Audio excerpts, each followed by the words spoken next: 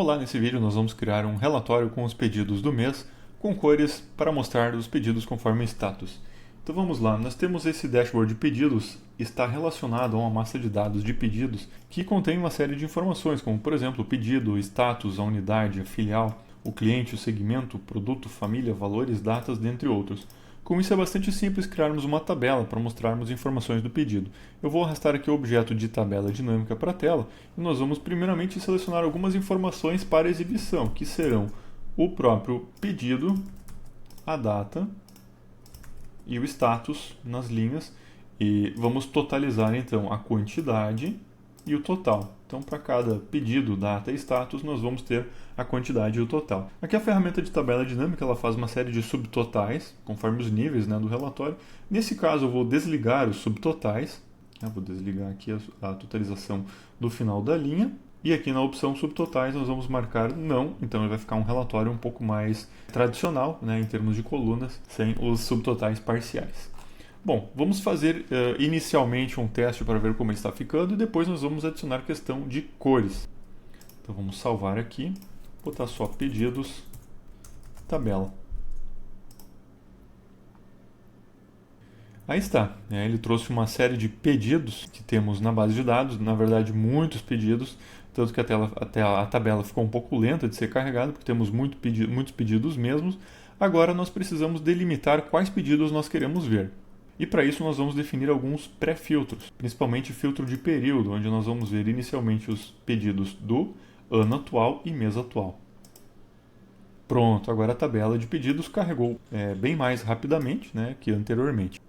Bom, o que nós podemos fazer com essa tabela agora? Nós podemos adicionar uma escala de cores para que, conforme o status, pendente, autorizado, e ele exiba a linha com uma regra diferente. Nós temos várias formas de destaque de cores aqui. Temos as cores automáticas, e quanto maior o valor, mais intensa a cor. Temos a escala manual, que nós podemos definir ali por intervalo de valor. E temos a escala também por regras. Nós vamos criar aqui uma escala por regras, então, baseada no campo status. Então, sempre que o status for, por exemplo, cancelado, nós vamos colocar a cor da fonte em branco e a cor do fundo da célula, por exemplo, em vermelho. Nós vamos mudar o fundo da célula e aplicar isso na linha inteira. Sempre que o status for igual a pendente, nós vamos utilizar um tom de amarelo. Pronto, vamos aplicar na linha e modificar o fundo da célula. Sempre que o status for autorizado, nós vamos utilizar uma cor verde.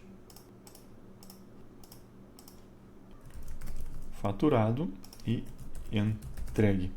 E as cores que nós vamos utilizar vão ser vermelho, amarelo, verde, um tom de laranja, depois um tom de roxo e depois um tom de verde um pouco mais escuro. Depois nós podemos definir essas cores de uma forma melhor.